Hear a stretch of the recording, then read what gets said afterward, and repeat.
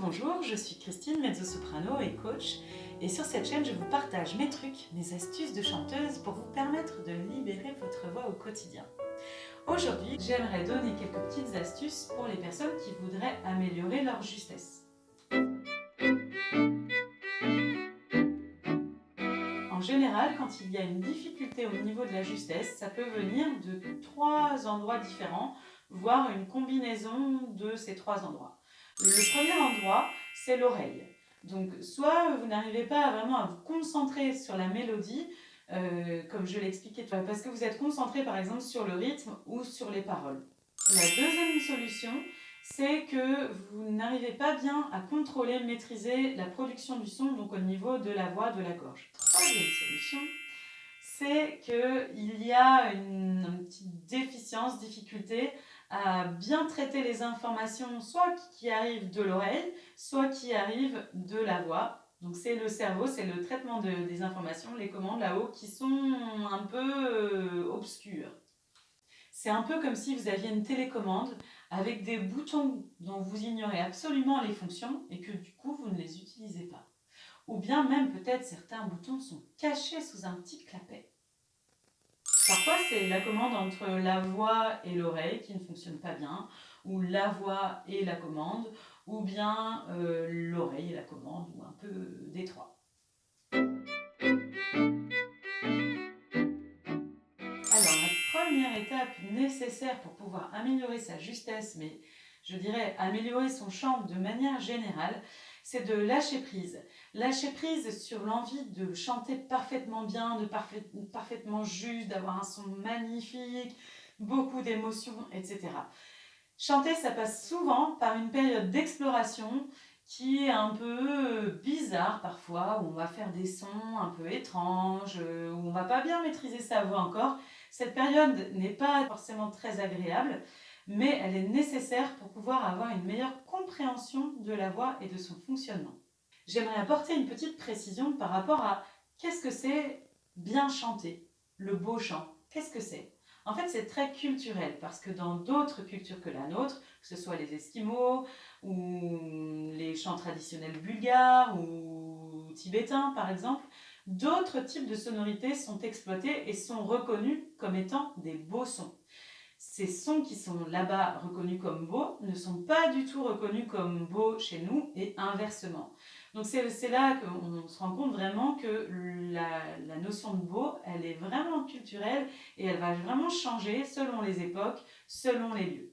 Moi, ça me rassure beaucoup en tant que chanteuse de penser que finalement, c'est une exploration vocale qu'on cherche à faire de manière à élargir notre palette et que parfois, pour un personnage ou dans un morceau bien précis, on va avoir besoin de faire un son qui n'est pas forcément beau, mais qui va avoir du sens par rapport à l'interprétation qu'on veut donner à la chanson, au texte, au personnage.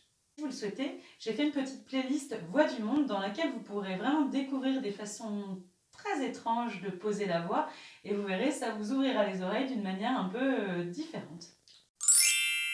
Moi, j'aime bien imaginer que apprendre à chanter, c'est un peu comme quand on découvre notre voix quand on est tout bébé et qu'on fait plein d'explorations, on essaie des nouveaux sons et on s'amuse, on est vraiment dans la joie de cette découverte et de toutes les possibilités que nous offre notre voix.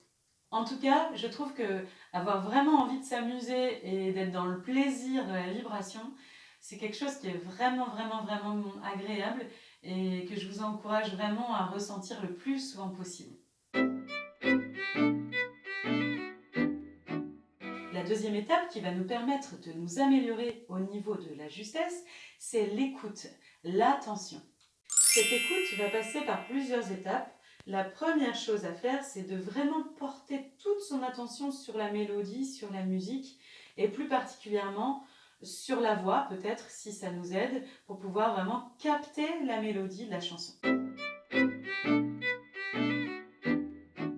Ensuite, une deuxième étape va être d'intérioriser cette mélodie, de la ressentir à l'intérieur, et peut-être même de commencer à la chanter intérieurement en même temps que ce qu'on entend. Et évidemment, ça peut être intéressant aussi de choisir quelque chose d'assez simple pour commencer, par exemple juste une note ou une petite mélodie très simple pour vraiment être hyper attentif et ne pas se lancer dans quelque chose de trop long ou trop compliqué. Puis enfin, on va pouvoir vraiment chanter, mais toujours en restant bien connecté à l'écoute. L'écoute de ce qui est à l'extérieur, de la musique à l'extérieur, et aussi l'écoute interne de notre propre voix, de manière à pouvoir ajuster dès qu'on sent qu'on est en train de détonner un petit peu. Si vous appliquez bien ces 3 étapes, c'est-à-dire le non-jugement, le lâcher-prise, c'est la première étape, l'écoute attentif, la deuxième étape, et puis ensuite commencer à chanter intérieurement, et chanter pour de vrai, mais tout en restant vraiment en contact avec cette écoute attentive. Plus vous allez vous entraîner à faire ça régulièrement, plus vous verrez, ça va devenir facile et évident. La 4e chose à faire, c'est d'être vraiment super attentif à la musique dès qu'on entend de la musique et être focalisé sur cette intention, cet objectif de justesse. Et du coup, de cette manière de s'entraîner, même si on ne chante pas, à vraiment capter la justesse, être vraiment sur cette justesse. Si vous vous entraînez régulièrement avec ces 4 étapes, première étape, lâcher prise, être vraiment dans l'acceptation de l'exploration sans jugement. La deuxième étape, l'écoute attentive. La troisième étape, écouter tout en chantant, mais en restant vraiment connecté à la musique. Et la 4e chose, être vraiment toujours à l'écoute de la justesse, quelle que soit la musique que j'entends. Ces 4 petites choses vont vous permettre vraiment de vous améliorer rapidement. Chanter, ça fait vraiment du bien. Ça permet de s'oxygéner, de mettre tout le corps en vibration, de se changer les idées, d'améliorer notre posture, de se dépasser, de sortir de sa zone de confort, de gagner confiance en soi. Chanter permet vraiment de garder la forme et je crois même que c'est un peu anti-ride, non ? Chanter, c'est bon pour la santé. Vous avez aimé cette vidéo ? Alors likez, partagez, commentez, abonnez-vous à la chaîne.